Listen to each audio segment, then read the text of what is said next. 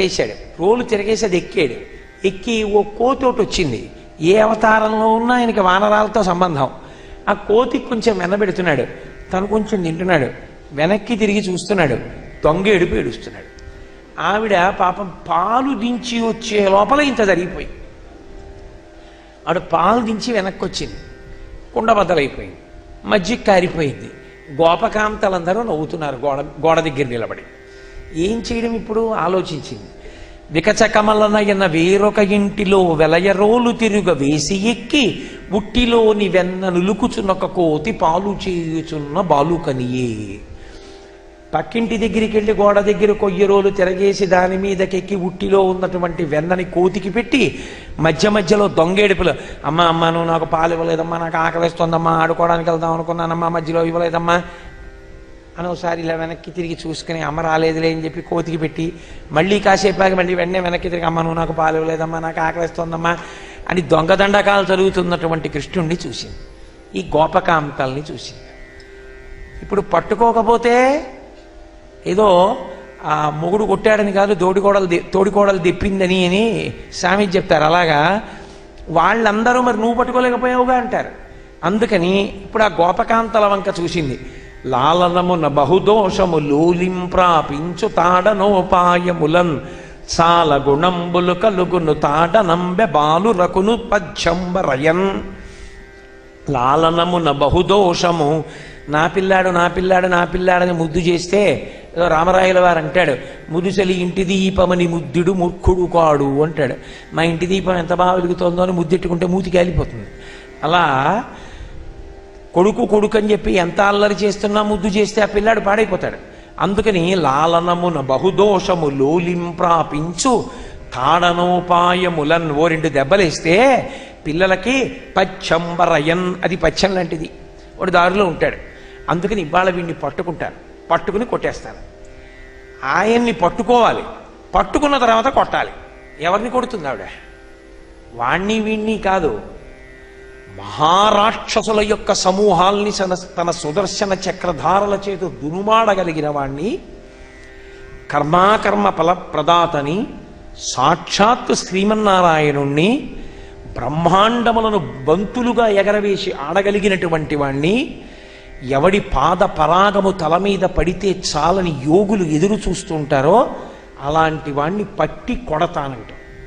ఎవరు? ఒక అజ్ఞురాలైన గోపిక యశోద.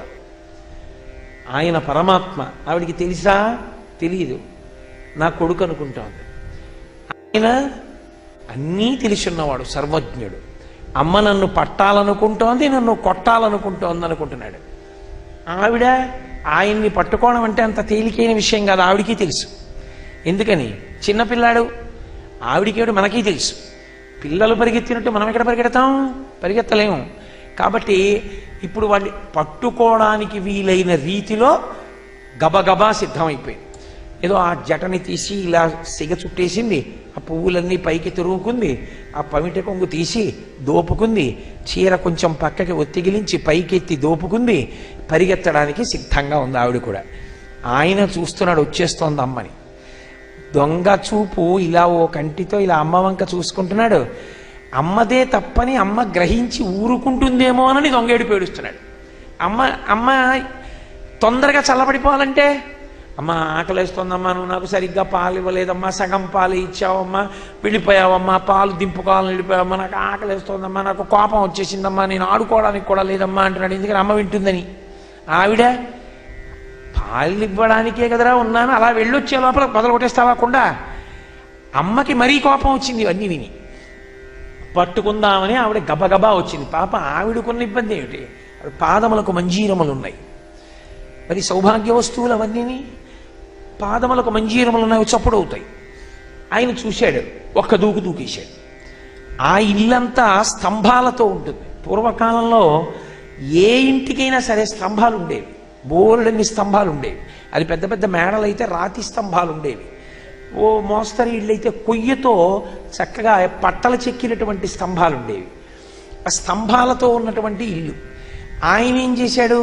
వెడుతూ పరిగెత్తుకుంటూ వెళ్ళి, ఇంత చిన్న కృష్ణుడు, ఆయన ఓ స్తంభం చాటున దాక్కోవడం, అమ్మ పరిగెత్తడం. స్తంభాది కంబులు తనకు వడ్డంబైన అట్టట్టునని పట్టువని వీని ఈ తప్పు సైరింపు ఇంక దొంగిల బోధు నేనని మునుముట్ట నెచ్చువాని కాటుక నిరయంగ కన్నులు నులుముచు బెడలు కన్నీటితో ఒకచువాని ఏ దశ వచ్చునో ఇది ఎని పలుమార్లు సురుగుచు క్రీగంట చూచువాని గూడబారి పట్టుకుని వెర్రపుచు చిన్ని వెన్న దొంగ చిక్కెననుచు కొట్ట చేతులాడక పూబోడి కరుణతోడబాలు కట్టదలచే స్తంభాది కంబులు తనకు వడ్డంబైన అట్టట్టునని పట్టువని వీని పరిగెడుతున్నాడు స్తంభం చాటున దాక్కుంటాడు. ఏ స్తంభం చాటున ఉన్నాడో తెలియదు. ఆఖరికి కనిపెట్టి ఆ స్తంభం దగ్గరికి వెడితే ఆవిడ ఇటెడితే అటు వస్తాడు, ఇటు వస్తే అటు వెళ్తాడు. అటు ఇటు పరిగెడుతున్నాడు. పోనీ ఊరుకుంటాడా? అమ్మ పట్టుకుందా, కొట్టిందా, ఏం చేసింది? ఏమీ చేయలేదు. కానీ పెద్ద ఏడుపు.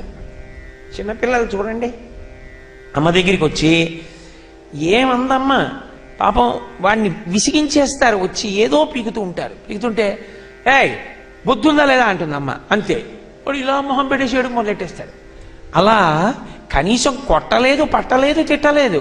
కానీ ఆయన ఏడుపు మొదలెట్టేశాడు. అప్పుడే ఏడుపు మొదలు పెట్టేసి చేయి పెట్టి ఇలా కళ్ళు నులిమేసుకుంటున్నాడు. ఆ కాటుకంతా చేతులకు అంటుకుపోయింది, ఇక్కడ వరకు అంటుకుపోయింది. భయంకరంగా ఇలా నల్లగా అయిపోయాడు. ఆ ఏడిచి కళ్ళు ఎర్రపడిపోయాయి, డొక్కలు అదిరిపోతున్నాయి. అదిరిపోతూ అమ్మ ఇంకెప్పుడు దొంగతనం చేయనమ్మా, నేను ఎవరింటికి వెళ్ళనమ్మా, అవన్నీ ఎత్తుకురానమ్మా, అమ్మ నన్ను వదిలేయమ్మా. ఆవిడ అడిగిందా ఈ విషయాలన్నీ? ఎవరు చెప్పన్నారు ఇవి అని? స్తంభాది కంబులు తనకు వడ్డంబైన అట్టట్టునని పట్టువని వీని ఈ తప్పు సైరింపు ఇంక దొంగిల బోధు నేనని మునిముట్ట ఎచ్చువాని ఈ ఒక్క తప్పు క్షమించవే అమ్మా, ఇంకెప్పుడు అల్లా చేయనే అమ్మా అని దొంగేడు పేడుస్తున్నాడు. ఎచ్చువాని కాటుక నిరయంగా ఆ కళ్ళ కాటుకంతా అంటుకుపోయేటట్టుగా తడిసిపోయిన కళ్ళతో తుడిచేసుకుంటున్నాడు. కుంతీదేవి అదే అంది. నిజంగా కృష్ణ రోజున లోకాలకే నిర్భయత్వాన్ని ఇవ్వగలిగిన వాడివి, ఎంత భయం నటించావయ్యా, నీ భయం చూస్తే భయానికి భయం వేసింది, ఇలా ఉండాలా ఉందని అంది. అంత గొప్ప భయం నటించాడు. నటిస్తే ఆఖరికి అటు పరిగెత్తింది, ఇటు పరిగెత్తింది, ఇటు పరిగెత్తింది, అటు పరిగెత్తింది. పాపం పట్టుకుంది. గూడబారి పట్టుకొని ఆ చెయ్యి పట్టుకుంది. గూడబారి అంటే ఇక్కడో ఎక్కడో కాదు, ఇక్కడ బాగా దగ్గరగా బాహుమూలం దగ్గర పట్టుకుంటే గూడబారి అంటారు. పట్టుకొని వెర్రపుచు వేలిలా చూపించి, ఎవరికి? ఆయన దగ్గరకి వెళ్ళాలంటే ఇలా పెట్టుంటారు బయట ద్వారపాలకులు, శౌచంతో లోపలికి వెళ్ళాలని. అలాంటి వాడికి సమస్త బ్రహ్మాండములకు వేలిలా చూపించగలిగిన వాడికి ఆవిడ ఇలా చూపించి, ఏమి లీల! గూడబారి పట్టుకొని వెర్రపుచు చిన్ని వెన్న దొంగ చిక్కెననుచు. గర్వంగా ఓసారి వెనక్కి చూసింది గోపకాంతల వంక. పట్టుకున్నానా లేదా? నిన్న మీరు పట్టుకోలేకపోయానన్నారు, చూశారా? లోపల ఒక సంతోషం, పైకి పిల్లాడి ఇలా అయిపోతున్నాడే అని బాధ. కూడబారి పట్టుకుని వెర్రపుచు చిన్ని వెన్న దొంగ చిక్కెననుచు కొట్ట చేతులాడక. ఇంకా వదిలేసింది ఎందుకో, కొట్ట బుద్ధి లేదు ఆ పిల్లాడిని చూస్తే. అబ్బా ఎంత ముగ్ధమోహనంగా ఉన్నాడు రా, కొట్టలేనిలే వద్దనుకుంది. కొట్ట చేతులాడక పూబోడి కరుణతోడబాలు కట్టదలచే. ఆ పిల్లాడిని కట్టేస్తాను ఇవాళ అనుకుంటే, ఇప్పుడు ఆ పిల్లాడిని కట్టాలంటే ఓ తాడోటి చుట్టాలా, మొల చుట్టూ తాడు చుట్టి ముడియాలి. ఆ తాడు మిగిలిన భాగాన్ని తీసుకెళ్ళి ఓ రోటికి ముడియాలి. ఆ రోలు అక్కడే ఉంది కదా, దానికి వేసి ముడియాలి. ఇప్పుడు ఆవిడ వదిలేసి తాడు పట్టుకురావడానికి వెళ్ళింది అనుకోండి, తాడు దొరుకుతుంది, ఈయన దొరకడిగా. అందుకని ఈయన్ని పట్టుకుని తీసుకెళ్ళాలి, తీసుకెళ్ళి తాడు తేవాలి. రెండు చేతులు కలిపితే తాడు ముడేస్తారు. ఒక్క చేత్తో ఎలా ముడేస్తారు? పొట్టకి వేయడం కుదరదు, పిల్లాడు పారిపోతాడు. అందుకని వాణ్ణి ఇలా రెండు కాళ్ళకి దగ్గర పెట్టుకుని ఈ రెండు చేతులు పొట్ట చుట్టూ పెట్టి ముడేయాలి. అందుకని తాడు తేవడానికి వెళ్ళేటప్పుడు ఆవిడేం చేసింది? మోకాళ్ళ మీద కూర్చుంది, ఇలా పట్టుకుంది చేత్తో, ఇలా వేలు చూపించింది. పట్టిన పట్టుబడని నిన్ను పట్టెదరని చలము కొనిన పట్టుట పెట్టే పట్టుబడ వండ్రు పట్టి పట్టుకొన నాకు కాకపరులకు వశమే అంది. మనసులో అతిశయం. ఏమిట్రా, నువ్వెవరికి దొరకవుట, పట్టుకుందామంటే చిక్కవుట. నిన్న గోపకాంతలందరూ చెప్పారు, ఏం వాళ్ళలాంటిదని అనుకుంటున్నావా? నేను పట్టుకోవాలంటే పెద్ద లెక్క నిన్ను పట్టుకోవడం, నిన్ను కన్నదాన్నిరా నేను, నాకే దొరకవా? ఎలా పట్టుకున్నానో చూసావా? ఎందుకు పిల్లాడితో అంత ప్రసంగం అంటే అది పిల్లాడితో కాదు, వాళ్ళతో, వెనక వాళ్ళతో. అందుకని పట్టిన పట్టువడని నిన్ను పట్టెదనని చలము కొనిన పట్టుటబెట్టే పట్టువడ వండ్రు పట్టి పట్టుకొన నాకు కాక పరులకు వశమే. పెద్ద కష్టమా? చూసావా ఎలా పట్టుకున్నానో అంది. అని వాళ్ళతో అంటామంటే అంది. పిల్లాడు అల్లరి, మనసులోంచి బాధ వచ్చేసి, అయ్యో ఈ పిల్లాడు ఇలా అయిపోతున్నాడే అని. అమ్మ కొడుకుని ఎప్పుడు పరమగౌరవంతో పిలవదు, భర్తని పిలుస్తుంది ఏమండి అని. అంతేగాని కొడుకుని కూడా ఏమండి ఇలా రండి అందం. అమ్మ ఎప్పుడైనా కొడుకుని ఏదో కోటేశ్వరరావు గారు రండి అందనుకోండి, వాడికి ఏదో చీవాట్లు ఉన్నాయని గుర్తు. అంతేగాని కోటేశ్వరరావు అనేది పిలుస్తుంది అమ్మ. అలా అమ్మ ఎప్పుడు పిలవదు, పిలవకూడదు కూడా. కాబట్టి ఆవిడంది ఇలా చేయి పట్టుకుని, వీరెవ్వరు శ్రీకృష్ణులు కారా, ఎన్నడును వెన్న తినరట, చోరత్వంబించుకొయును నెరరట, దరిత్రినిట్టి నియతులు కలరే. ఓ మీరు శ్రీకృష్ణుల కార్యం ఏంటండి పాపం అంటే ఎంత వెటకారం ఆడిందో ఆయన్ని పట్టుకుని. అంతటి పరాత్పరుణ్ణి పట్టుకుని వెటకారాలాడింది ఆవిడ. యశోద అదృష్టమే అదృష్టం. వీరెవ్వరు శ్రీకృష్ణులు కారా, మీరు శ్రీకృష్ణుల కార్యం ఏంటండి పాపం, చోరత్వం బించుకొయును నేరరట. మీకు ఇంత కూడా దొంగతనం తెలియదే? అసలు మీరు పాపం మీకు ఎప్పుడైనా పాలు పట్టానా, వెన్న పెట్టానా, నెయ్యి ఇచ్చానా? అంతా నేను కాచుకుని నేను తినేస్తున్నాను. నీకెక్కడ పెట్టాను? అందుకు కదూ పక్కెళ్ళకి దొంగతనానికి పోతున్నావు. నీలాంటి కొడుకు ప్రపంచంలో ఉంటాడరా, నా అదృష్టం నాకు పుట్టావురా కొడుకుగా, దరిత్రినిట్టి నియతులు గలరే. ఆవిడ పైకి నింద చేద్దామన్నా స్తోత్రమేది. ఎందుకనంటే లోకంలో ఎవరికున్నాడు అలాంటి కొడుకు? ఆవిడికే ఉన్నాడు. దరిత్రినిట్టి నియతులు కలరే, నీలాంటి కొడుకు ఎక్కడుంటాడరా అని పొగిడినట్టుగా పొగుడుతూ కృష్ణ పరమాత్మని నింద చేసింది. నింద చేసి అల్లరి చేస్తున్నాడు, కట్టి పడేస్తాను, ఇంట్లో ఎక్కడికి పోతాడో చూస్తానని ఆవిడ ఆ చెయ్యిలా పట్టుకుని, తజ్జనని లోకిటంగల రజ్జు పరంపరల శిశుకట్టన్ ఆ బొజ్జ తిరిగి రాదయ్య జగజ్జాలములున్న బొజ్జ కట్టంతరమే. ఆ కడుపులో సమస్త బ్రహ్మాండములున్నాయి. ఆ బొజ్జ చుట్టూ తాడేసి ఎవరు కట్టగలరు దాన్ని? లోకంలో ఎక్కడుంటాయి తాళ్ళు? పైగా వాళ్ళ ఇంట్లో తాళ్ళు ఎటువంటివి? ఆ చల్ల చేయడానికి ఉపయోగించి అరిగిపోయిన తర్వాత పక్కన పడేస్తారు. వాటిని పట్టుకుని ఇలా అంటే పుట్టుకు దిగిపోతాయి. అలాంటి తాడు ముక్కలన్నీ ఓ పక్కన పడేస్తారు. ఈ పిల్లాన్ని చేయి పట్టుకుంది, గబగబా గదిలోకి ఎడుతోంది, ఓ తాడు తీస్తోంది, పిల్లాన్ని ఒళ్ళో పట్టుకుంటోంది. ఈ చెయ్యి ఇటువైపు ఈ చెయ్యి ఇటువైపు పెట్టాలంటే పారిపోతాడు. రెండు చేతిలో పెట్టి పొట్ట చుట్టూ తిప్పుతోంది. 2 అంగుళాలు తక్కువ వస్తోంది. మళ్ళీ ఆ 2 అంగుళాలు తక్కువ వచ్చిన తాడు పట్టుకుని మళ్ళీ పెడుతోంది. ఇంకో తాడు అట్టుకొస్తోంది. ఆ తాడు ఈ తాడు ముడేస్తోంది. ఎలా? ఆయన్ని ఇలా పెట్టి ఈ మధ్యలో పెట్టుకుని ఉంచాలి, లేకపోతే పారిపోతాడు. అప్పటికే చెయ్యి ఇలా అంటున్నాడు, అమ్మ వదిలేవే అమ్మ, పారిపోతానే అమ్మ, వదిలేవే అమ్మ, ఆడుకోవాలి అమ్మ, ఇంకెప్పుడు తప్పు చేయలేమ్మా అని. ఇలా పట్టుకుని మళ్ళీ 2 తాళ్ళు ముడేస్తోంది. మళ్ళీ పొట్ట చుట్టూ తిప్పుతోంది. మళ్ళీ 2 అంగుళాలు తక్కువ వస్తోంది. మళ్ళీ పెడుతోంది. మళ్ళీ తాడట్టుకొస్తోంది. మళ్ళీ తిప్పుతోంది. మళ్ళీ ముడేస్తోంది. మళ్ళీ 2 అంగుళాలు తక్కువ వస్తోంది. అదేమిట్రా మరి ఇన్ని తాళ్ళు తెచ్చి తిప్పినా 2 అంగుళాలు తక్కువ వస్తోంది ఏంటి అని ఆవిడ అనుకోలేదు. అసలు ఆవిడికి ఆ ఆలోచన రాలేదు. ఈయన పొట్టకి తాళ్ళు సరిపోవు, తెస్తూనే ఉంది, ముడేస్తూనే ఉంది, పొట్ట చుట్టూ తిప్పుతూనే ఉంది. ఆఖరికి బొడల చెమటలగ ఎనుత్తరీయము జారతురుముకున్న విరులు జారిరాల పట్టరాని తనను పట్టెదని చింత కట్టుకున్న తల్లి కరుణ చూచి. ఆవిడికి ఒళ్ళంతా చెమట పట్టేసింది. ఆ వేసుకున్న పవిట జారిపోతోంది. ఆ కబరీ బంధం ఊడిపోయి పువ్వులన్నీ చెల్లాచెదరైపోయి, అయ్య పిచ్చమ్మా, లోకంలో నన్ను ఎవరూ పట్టుకోలేరు, సాధ్యం కాదు. నన్ను పట్టుకుంటానని వెంటపడ్డావు, నన్ను పట్టుకోగలవమ్మా, సాధ్యమా అని మనస్సులో అనుకుని కూడా పాపం అమ్మ నన్ను పట్టుకుందాం అనుకుంటోందని దొరికిపోయాడు, ముడిపడిపోయాడు. పోతన గారు అన్నారు, చిక్కడు శిరికౌగిటిలో చిక్కడు సన కాదు యోగి చిత్తాబ్జములన్ చిక్కడు శృతిలతి కావళి చిక్కెనతడు లీల తల్లి చేతన్ రోలన్. ఆయన చిక్కడు సిరి కౌగిటిలో లక్ష్మీదేవి యొక్క కౌగిటికి చిక్కడు. చిక్కడు శృతిలతికావళి వేదములకు చిక్కడు. చిక్కడు సనకాది యోగి చిత్తబ్జములన్, సనకాది మహర్షుల యొక్క మనసులకు చిక్కడు. అటువంటి వాడు లీలగా ఒక గోపిక చేతికి చిక్కిపోయాడు.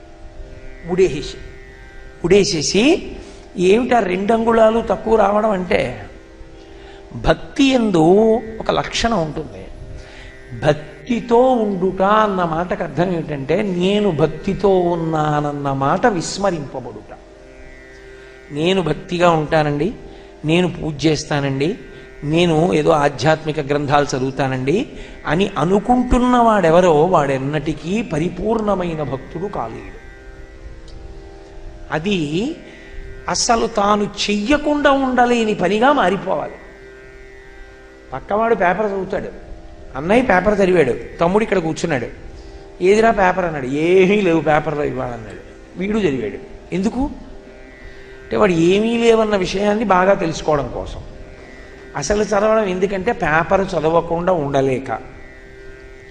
పేపరు చదవకుండా ఎలా ఉండలేవో, స్నానం చేయకుండా ఎలా ఉండలేవో, అన్నం తినకుండా ఎలా ఉండలేవో, ఈశ్వరుణ్ణి స్మరించకుండా అలా ఉండలేని బ్రతుకు కావాలి. అది భక్తి.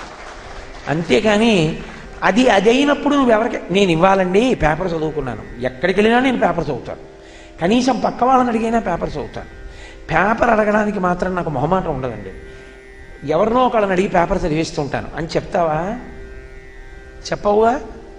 పేపర్ చదవకుండా ఉండలేవు, ఎలాగో అలా తెచ్చుకు పేపర్ చదువుతావు. అది ఎందుకు 10 మందికి చెప్తావు? చెప్పవు. అలా భక్తిగా ఉంటే 10 మందికి చెప్పవలసిన అవసరం ఏంది? 2, భక్తికి లక్ష్యం ఉండదు. అదే భక్తికి ఉన్నటువంటి చాలా గొప్ప విషయం. భక్తి లక్ష్యముతో ఉండదు. అసలు లక్ష్యం అంటే ఇది నాకు కోరిక అన్నది ఉండదు దాని విషయంలో. ఈ కోరిక కోసం భక్తితో ఉన్నాను అన్న మాట ఉండదు. అందుకే భగవంతుడి సాక్షాత్కారమే కలిగిందనుకోండి, భగవత్ సాక్షాత్కారము పరమభక్తి తత్పరుడైనటువంటి వాడి కోరిక సిద్ధియా, భగవత్ సేవ వాడి కోరికయా అంటే భగవత్ సేవయే వాడి కోరిక.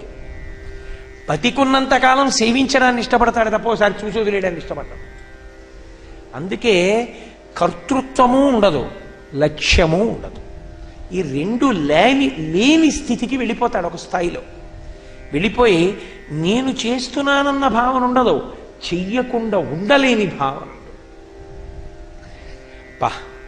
సంధ్యావందనం చేసేటప్పటికి ఎంత హాయిగా ఉందండి ప్రాణం. ఆయన దగ్గరికి వెళ్ళి కూర్చుని ఆయన పాదాల మీద 2 పువ్వులు వేసేటప్పటికి మనసు తృప్తి పడిందండి బాబు అనుకుంటాడు. కాఫీ ఎందుకు తాగావు? కాఫీ తాగకుండా ఉండలేక. ఈశ్వరుడి దగ్గరికి ఎందుకు వెళ్ళావు? ఈశ్వరుడిని దగ్గరికి వెళ్ళి 2 పువ్వులు ఇవ్వకుండా ఉండలేక. కాఫీ తాగానండోయ్ అని వీధిలో వాళ్ళందరికీ చెప్తావా? మరి భగవంతుడికి పూజ చేశానని ఎందుకు చెప్తావు? అంటే భక్తి ప్రచారము కొరకు కాదు. ఒక స్థాయిలో భక్తి ఏమవ్వాలంటే పండి పండి పండి పండి పండి చిట్ట చివరికి అది వినా వేరొకటి ఉండదు. అన్నీ భక్తియే.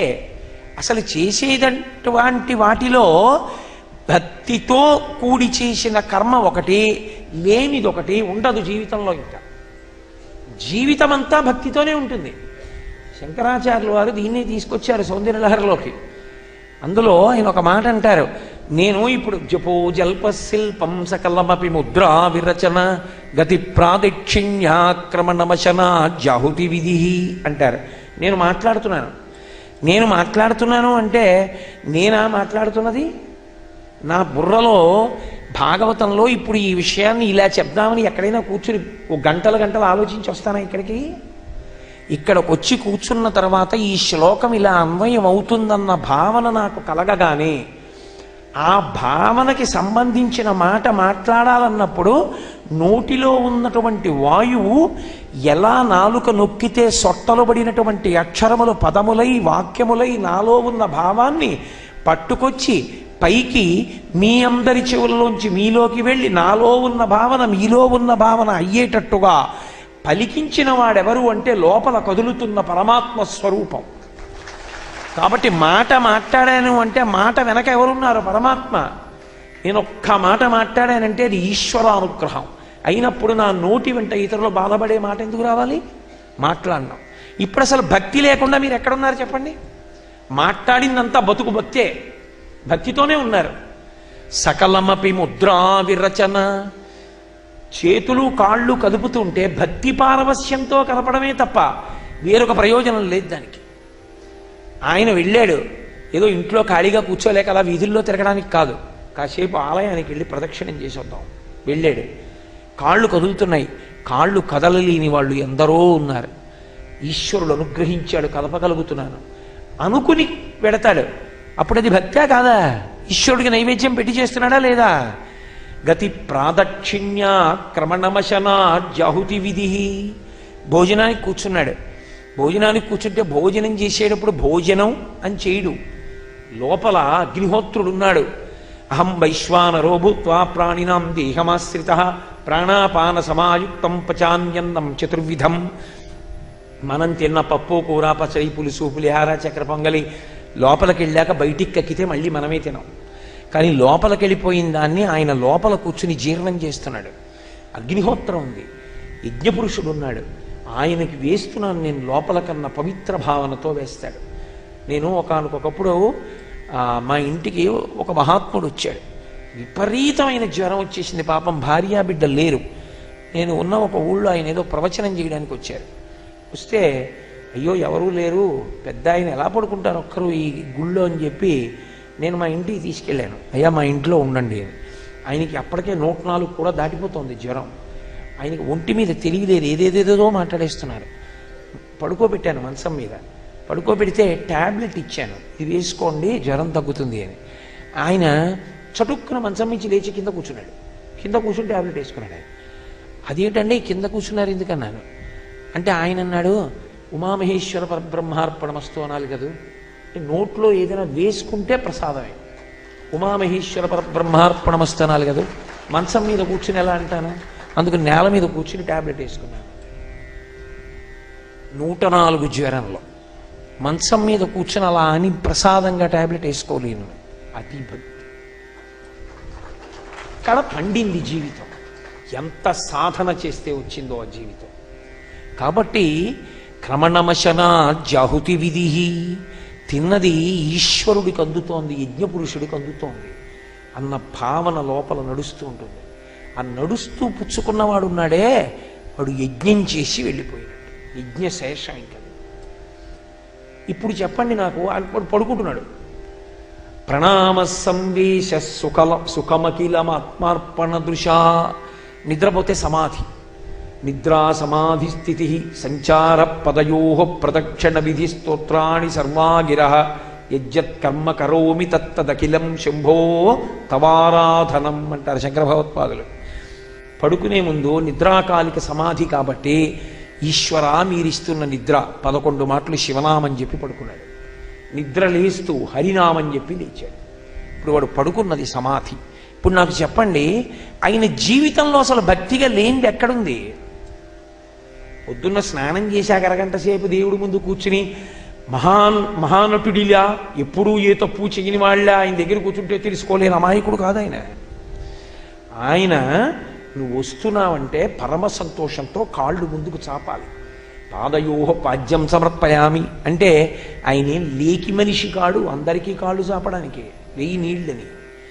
ఎవడు ధర్మాత్ముడో, ఎవడు నిన్న రాత్రి నిద్రపోయే వరకు ధార్మికంగా బతికాడో వాడు స్నానం చేసి లోపలికి వస్తే కాళ్ళు చాపుతాడు. 1000 నీళ్లు కడుగు నా కాళ్ళు అంటాడు. హస్తయోహోర్ఘ్యం సమర్పయామి అంటే చేయి చాపిపోయి తాగుతాను అంటాడు. అంతేగాని ధర్మమన్న మాటే పక్కన పెట్టి మంత్రం చెప్తే చేయి చాపుతాడా, కాళ్ళు చాపుతాడా? ఎలా సాధ్యం? ఏది? నన్ను మీ ఇంటికి తీసుకెళ్ళండి అంటే నేను అహంకారంతో అన్నాను అనుకోకండి, అర్థం అవడానికి అంటున్నా. నన్ను మీరు తీసుకెళ్ళగలరా, నేను మీ ఇంటికి రావాలా? నేను ప్రసన్నుడనైతే నాకు మీ ఇంటికి రావాలనిపిస్తే వస్తాను. మీరు నన్ను బలవంతంగా తీసుకెళ్ళిపోగలరా మీ ఇంటికి? సాధ్యం కాదు కదా. నేను అనుగ్రహిస్తే ఓ పనికి మాలిన నాకే ఆ స్థితి ఉంటే పరమేశ్వరుడి పూజ పరమేశ్వరుడు అనుగ్రహించకుండా ఎలా జరుగుతుంది? అంటే ఆయన అనుగ్రహించాలంటే జీవితం భక్తిమయం కావాలి. దానికి ఇప్పుడు చెప్పండి లక్ష్యాలు ఎలా ఉంటాయి? పడుకోబోయే ముందు భగవన్నామని చెప్పడానికి, తినేటప్పుడు చెప్పడానికి వీటన్నిటికీ ఒక లక్ష్యం ఉండి చేస్తారా? అసలు సాధ్యం అలాగా? అప్పుడు అది పండిన భక్తి కాదు. ఇక పండడం అన్న మాటకు అర్థం ఏంటంటే కారణము లేకుండానే ఈశ్వరుణ్ణి ప్రేమించుట. ఇందాక నేను మీతో అన్నానే, ఇప్పుడు అమ్మ అన్న మాట చూడండి. అమ్మ అన్న మాటకు అర్థం ఏంటంటే సౌందర్యము. సౌందర్యం అంటే అందమని కాదు, ఇక సౌందర్య లహరి అన్నారు శంకరాచార్యుల వారు. అమ్మ అంటే సౌందర్యం. సౌందర్యం అంటే ఏమిటో తెలుసా? ఉపశాంతి కలుగుట. అలా చూసేటప్పటికే మనస్సు శాంతపడుతుంది. 90 ఏళ్ళు వచ్చేసి ఒళ్ళంతా ముడతలు పడిపోయి గట్టిగా ఇలా అంటే బద్దలైపోతుందేమో చర్మం అన్నంత స్థితికి వచ్చేసి పడుకుని నిద్రపోతున్న అమ్మ దగ్గరికి వెళ్ళి మంచం మీద కూర్చుని అమ్మా అని అమ్మ చేయి తీసుకుని చేతిలో పెట్టుకుని అమ్మ వేలికున్న ఉంగరం తిప్పుతూ అమ్మతో మాట్లాడుతుంటే ఎంత సంతోషంగా ఉంటుంది. 90 ఏళ్ళ అమ్మ అయినా సరే అమ్మే. 90 ఏళ్ళ అమ్మ ఏం చేస్తుందని నేను కూర్చోనని అడుగుతామా? 90 ఏళ్ళు వచ్చిన చచ్చిపోయే ముందు కూడా బిడ్డల్ని చూసుకోవాలని కోరుకుంటుంది ఆవిడ. అమ్మ లాంటి వ్యక్తి ఉండదు. అమ్మ ప్రేమించడానికి కారణం ఏముంటుంది? ఎక్కడున్నా తన బిడ్డలు బాగుండాలని కోరుకుంటూ ఉంటుంది. భక్తి కూడా అంతే. నేను అందుకే ప్రేమ అన్న మాటకు పదము భక్తి అని చెప్పాను. అందుకే దాని ఎందు మైమరచుట, ఆ చేయడంలో మైమరిచిపోతాడంతే, ఆనందంతో పరవశించిపోతాడు. అందుకే పూజ ఎక్కడ పూర్తవుతుంది అంటే పూజ పూర్తవని చోట పూర్తవుతుంది. నేను చెప్పింది మీకు చాలా విచిత్రంగా ఉండొచ్చు నేనన్నమాట. ఎవడు పూజ పూర్తి చెయ్యలేడో వాడి పూజ అద్భుత పూజ. ఎందుచేత అంటున్నానంటే ఈ మాట, నేను మీరు పరమేశ్వరుడి దగ్గరికి వెళ్ళి పూజ చేద్దామని అనుకున్నారండి. అనుకుంటే ఆయన్ని పాదయో పాద్యం సమర్పయామి అన్నారు. ఎదురుగుండా పాదపీఠం మీద పార్వతీ పరమేశ్వరులు ఇద్దరూ పాదాలు పెట్టారు.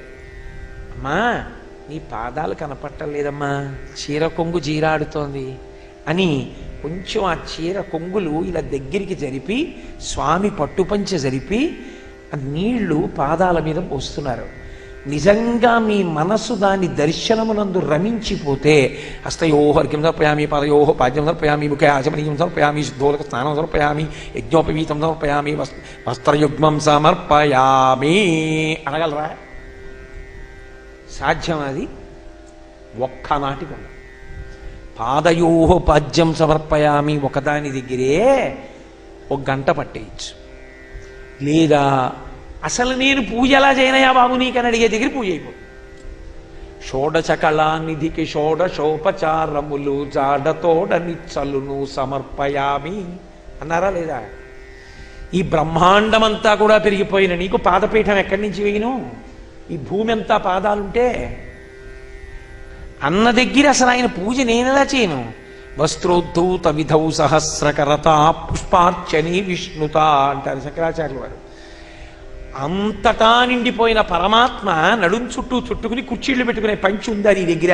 వస్త్రయుగ్మం ఇస్తావా? ఎక్కడిస్తావు? ఎక్కడి నుంచి ఇవ్వను స్వామి, విరాట్ స్వరూపం మీరు, అంత పంచ నా దగ్గర ఎక్కడుంది అని అడిగినవాడు పూజ చేశాడు. పాదయోహ పాద్యం సమర్పయాని పరవశించిపోయినవాడు పూజ చేశాడు. గడగడా చదివినవాడు జీవితంలో ఎప్పుడూ చెయ్యలేదు. పరమసత్యం కాదనగలరా? ఆచమనీయం సమర్పయామి అన్నారు. ఆచమనీయం సమర్పయామి అంటే మనం తీసుకుంటే 3 మాటలు తీసుకుంటున్నావా లేదా? ఓం కేశవాయ స్వాహ నారాయణాయ స్వాహ అని. ఆయన 3 మాటలు తీసుకోవాలా?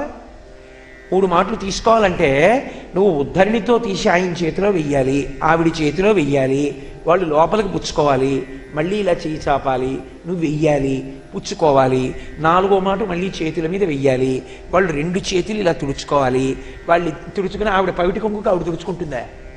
ఆయన ఉత్తరీయానికి ఆయన తుడుచుకుంటాడా? నువ్వెందుకు ఇంకా? నువ్వు పరమ సంతోషంతో కూర్చున్న పీఠమించి లేచి స్వామి ఆ చెయ్యి ఇలా ఇవ్వండి పట్టుకుని ఆ చేతులు ఇలా తుడుస్తావా తొడవ్వా? అమ్మవారి చేతులు ఇలా తుడుస్తావా తొడవ్వా?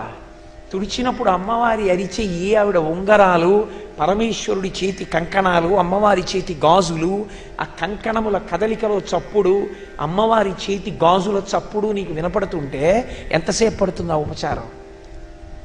అవుతుందా పూజ? ఆగిపోతుంది అక్కడంతే. ఆ ఉపచారం దగ్గర ఆగిపోవచ్చు, కానీ అదే పూజ, అది అందుతుంది. అలా కాకుండా చేసిన పూజ తంతు. అందుకని ఈ లీల అంత గొప్పది. అంత గొప్ప లీల కావడానికి గొప్పతనం ఎక్కడొచ్చిందంటే, యశోద నేను కడుతున్నాను మర్చిపోయింది.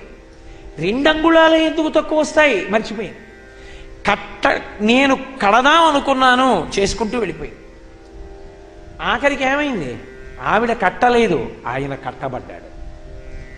భగవంతుడి దర్శనం నువ్వు చెయ్యవు, భగవంతుడు దర్శనం ఇస్తాడు. మిగిలినవన్నీ నువ్వు చూస్తావు, ఈశ్వర దర్శనము మనం చెయ్యం, ఆయన దర్శనం ఇస్తాడు తప్ప నేను ఈశ్వరుణ్ణి చూస్తాను మార్గాలు లేవు, ఎక్కడా లేదు లోకంలో. ఆయన్ని చేరడానికి చూడ్డానికి మార్గాలు ఉన్నాయని శాస్త్రాలు చెప్పలేదు.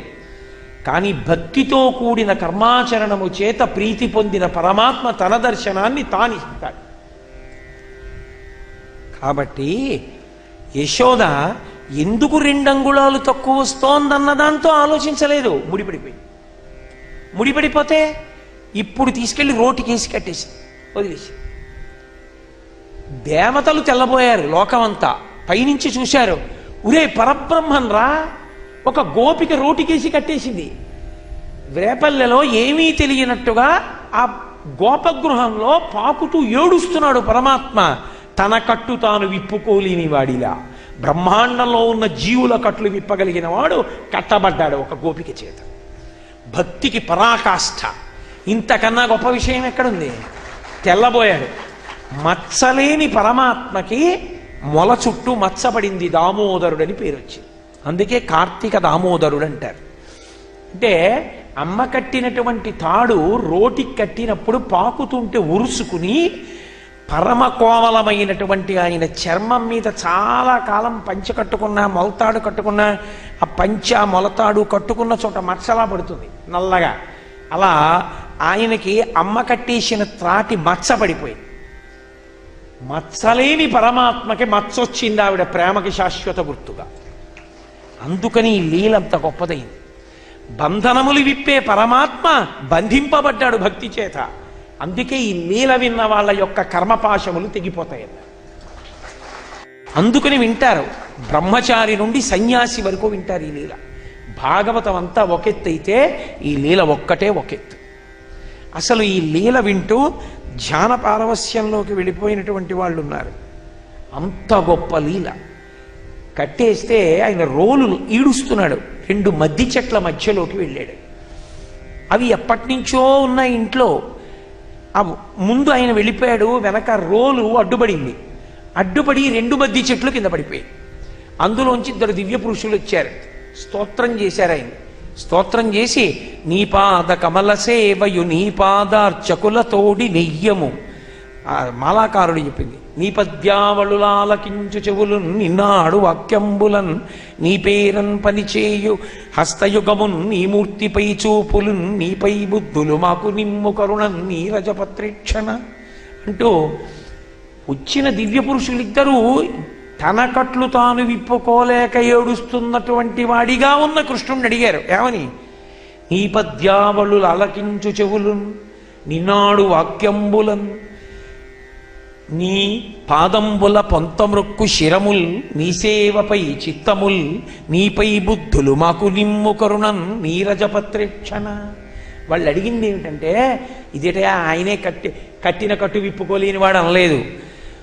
స్వామి, ఇక నుంచి నీ పద్యావళులు అలకించు చెవులున్ నీ పద్యాలు వినేటటువంటి చెవులి, నిన్నాడు వాక్యంబులన్ బ్రతికున్నంత కాలం నీ గురించి చెప్పేటటువంటి నోరి, నీ పేరన్ పనిచేయు హస్తయుగమున్ ఈ చేత్తో నేనే పని చేసినా నువ్విచ్చిన చెయ్యి అని లోకానికి భద్రమైన పనులు నా చేత చేయించు. ఈ చేత్తో చేసినవే ఉత్తర జన్మల్ని నిర్ణయిస్తాయి. ఇలా అన్నవాడు పతనమైపోతాడు, ఇలా పెట్టినవాడు బాగుపడిపోతాడు. కాబట్టి నీ పేరన్ పని చేయు హస్తయుగమున్ నీ మూర్తిపై చూపులున్, ఎప్పుడూ నిన్ను చూసే చూపులు మాకి, నీ పాదంబుల పొంత మృక్కు శిరముల్, అహంకారంతో నిలబడకుండా నీ పాదముల దగ్గర వంగి నమస్కరించగలిగిన తల, ఇవి మాకివ్వయా అన్నారు. ఇప్పటికీ నాకు తెలిసి ఎందరో పెద్దలు పూజ అయిపోయాక తీర్థం తీసుకునేటప్పుడు దీంతోనే తీసుకుంటారు. ఆ పద్యం అంత గొప్ప పద్యం. అందుకే నీ పద్యావళులు అంటూ మొదలుపెట్టారు పోతన గారు. వాళ్ళిద్దరు అలా చెప్పారు. పెద్ద చప్పుడైంది ఈ చెట్లు పడిపోవడంలో. పరిగెత్తుకొచ్చారు నందాదులు. వచ్చి వాళ్ళన్నారు, పిడుగు పడదుగా కపెనుగాలి విసరదు ఖండితంబులగుట కానరాదు.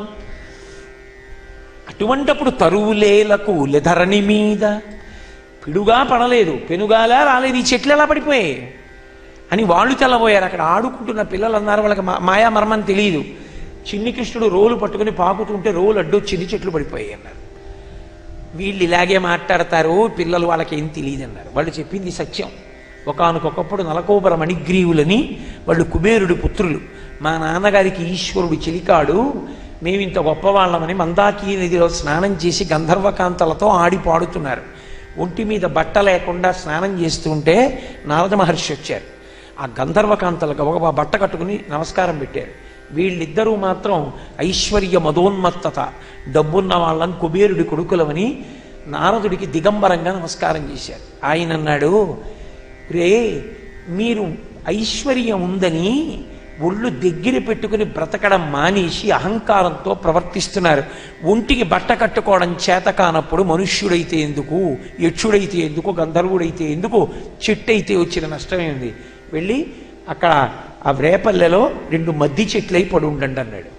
అప్పుడు వాళ్ళకి బుద్ధి వచ్చి ఆయన పాదముల మీద పడ్డారు. పడితే ఆయన అన్నాడు, మీకు శాపావకాశం ఇస్తున్నాను, మీ బుద్ధి మార్చాలని నా ప్రయత్నం, మిమ్మల్ని బాధపెట్టాలని కాదు. కొన్ని వేల సంవత్సరములు అలా ఉంటారు. కృష్ణ పరమాత్మ యొక్క పాద పరాగము సోకి మళ్ళీ మీరు యక్షులై మీ లోకాన్ని చేరుతారు అన్నాడు. కృష్ణ పరమాత్మ యొక్క పాద పరాగము తగిలి ఆయన పాకుతున్నప్పుడు ఆ మద్ది చెట్లు పడి మళ్ళీ యథార్థ స్వరూపాన్ని పొంది నలకోబర మణిగ్రీవులై వాళ్ళు వాళ్ళ లోకానికి వెళ్ళిపోయారు. గబగబా యశోద పరిగెత్తుకొచ్చింది. అయ్యో నేను ఈ రోలు కట్టేశాను, పిల్లవాడికి ఎంత ప్రమాదం తప్పిందండి. మళ్ళీ తల్లి ప్రేమ పిచ్చి తల్లి ముడిప్పేసింది. మళ్ళీ ఆయన ఆడుకోవడానికి బయలుదేరాడు. శ్రీకృష్ణుని బాల్యలీలలో ఉలువుకల బంధనం అంటారు. అంటే రోటికి ఆయన కట్టబడినటువంటి లీల. ఆయన కట్టబడడం అన్నది ఉండదు. ఇప్పుడు ఆయన్ని కడదామని ప్రయత్నిస్తే భారతంలో కట్టుబడలా. ఆయన కట్టుబడింది ఇద్దరికే కట్టుబడ్డాడు. ఒకటి యశోదకి కట్టుబడ్డాడు, 2 సహదేవుడికి కట్టుబడ్డాడు. మహాభారతంలో సహదేవుడు కట్టేశాడు. ఆయన ఎక్కడ భక్తి పరతంత్రత ఉంటుందో అక్కడ ఆయన కట్టబడతాడు. కట్టబడడం అంటే దేని చేత? బయట కట్టడం కాదు, భక్తి పాశములకు బద్ధుడైపోతాడు.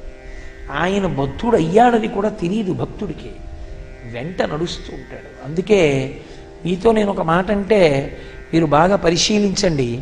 మహాత్ములైన వాళ్ళ యొక్క బాహ్య స్వరూపంతో సంబంధం ఉండదు. వాళ్ళు ఎలా ఉన్నారు, కోటేసుకున్నాడా బూటేసుకున్నాడా దాంతో సంబంధం ఉండదు. ఆయన భగవద్విభూతి, ఆయన గొప్పతనం. ఆయన ఎక్కడుంటే అక్కడ శాంతి ఉంటుంది. మీరు కొంతమంది జీవితాలు చూడండి, వాళ్ళు ఎక్కడ ఉంటే అక్కడ 100 మంది చేరుతారు వాళ్ళ చుట్టూ. ఆయన వెళ్ళిపోతాడు ఎప్పుడో అప్పుడు కాలంలో, ఆ ఇంటికి వెళ్ళేవాడు ఎవ్వరు ఉండడు ఆయనతో సరి. నమస్కారం పెట్టించుకోవడం అంత తేలిక కాదు. ఒక్కొక్కరి జీవితంలో 1000 మంది కాళ్ళ మీద పడతారు. అహంకారం కోసం కాదు నేను ఈ మాట చెప్పేది. అలా పడ్డారంటే ఎంతటి మహాత్ములో, ఎంత భక్తి తత్పరలో, పరమేశ్వరుడు వాళ్ళ వెంట తిరుగుతాడు. కాబట్టి చంద్రశేఖరేంద్ర సరస్వతి మహాస్వామి వారు నడిచి వెళ్ళిపోతుంటే 90 ఏళ్ల వయస్సులో ముడతలు పడిపోయి సత్యదండాన్ని చేత్తో పట్టుకుని, అప్పుడు కూడా సత్యదండాన్ని వదిలిపెట్టేవారు కాదు. చిన్నతనంలో పట్టుకున్న సత్యదండం, దండాన్ని విడిచిపెట్టకుండా ఓ రిక్షా చేత్తో పట్టుకుని నడిచి వెళ్ళిపోతుంటే ఎదురుగుండా బస్సుల్లో వస్తున్న వాళ్ళు కూడా దిగి ఆయన పాదాలకి రోడ్డు మీద అటు ఇటు పడుకుని నమస్కారం చేసేవారు. మహాస్వామి అంటే మహాస్వామే. ఇప్పటికీ నేను మీతో సత్యం చెప్తున్నాను, మీకు ఎప్పుడైనా ఏదైనా మనసుకి అశాంతిగా అనిపిస్తే మహాస్వామి వారి మూర్తి వంక అలా చూడండి కాసేపు. ఎంత శాంతి కలుగుతుందో. ఆయన ఇవాళ శరీరంతో లేకపోవచ్చు, ఆయన ఏం పెద్ద కోట్లు వేసుకోలేదు, పట్టుబట్టలు కట్టుకోలేదు, ఓ కాషాయం గుడ్డ కట్టుకుని ఇంత విభూతి పిండికట్లు ఇంత కుంకం బొట్టు పెట్టుకుని సత్యదండం పట్టుకుని వెళ్ళిపోతూ ఉండేవారు. ఆయన్ని చూస్తే పశుపక్ష్యాదులకు కూడా శాంతి కలిగేది. అంత శాంతికారకం ఎందుకు అవుతుందంటే వాళ్ళ గుండెల్లో భగవంతుడు కూర్చుని ఉంటాడు, వాళ్ళ భక్తికి వశుడైపోయాడంతే. అది ఉలూకల బంధన వృత్తాంతమై మహోత్కృష్టమైనటువంటి లీల అయింది. ఇవాళ నేను మీ సమయాన్ని కొంచెం ఎక్కువ తీసుకున్నాను. ఎందుచేత అంటే ఏదో పేదవాడికి ఆకలి ఎక్కువ అని, చిన్నప్పుడు మా అమ్మ అంటుండేది ఆశలావు పీక సన్నమని, అలా ఏవో బోళ్ళు చెప్పేయాలని తాపత్రయం. సమయం అన్నది ఒకటి ఉంది కదా లోకంలో, 8:30 దాటిపోయి ఇంకా మీకు ఎన్నో చెప్పేయాలి ఇవ్వాలనుకున్నాను నేను. ఆఖరి రోజు కదా కొంచెం చాలా చెప్పేయాలి కూడా, అవుతాయా? కాలం ఒకటి ఉంది కదూ.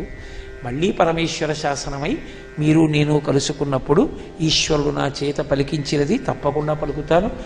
ఈ 5 రోజులు మీ అందరూ పరమ భక్తి శ్రద్ధలతో భాగవత శ్రవణానికి అంత దగ్గరగా కూర్చుని అంత భక్తితో విన్నందుకు కృష్ణ పరమాత్మ యొక్క అనుగ్రహం మీ అందరికీ పరిపూర్ణంగా ఉంటుంది. మీ అందరికీ ఈశ్వర కృప కలగాలి అని భగవంతుడి పాదములు పట్టి ప్రార్థన చేస్తూ మీ వద్ద సెలవు తీసుకుంటున్నాను. ఒక్క విషయం మీతో మనవి చేయాలి. ఇక్కడ వాళ్ళకి చాలామందికి తెలుసు, పాపం తెలియక మేము డబ్బులు ఇస్తాను తీసుకుంటారా, మా ఇంటికి వస్తారా ఇలా అడుగుతున్నారు. నా జీవితంలో నేను ఈ ప్రవచనం చేసింది కేవలం భగవంతుని యందు అనురక్తితో తప్ప నయా పైసా నేను ఇప్పుడు దీని మీద ఆర్జించలేదు. నాకు దీన్ని డబ్బుకి అమ్ముకోవడం నాకు అస్సలు ఇష్టం లేదు. నేను ఎప్పుడు నయా పైసా ఎక్కడా ముట్టుకోలేదు. అందుకని డబ్బులు ఇచ్చే ప్రయత్నాలవి ఎప్పుడూ చేయకండి.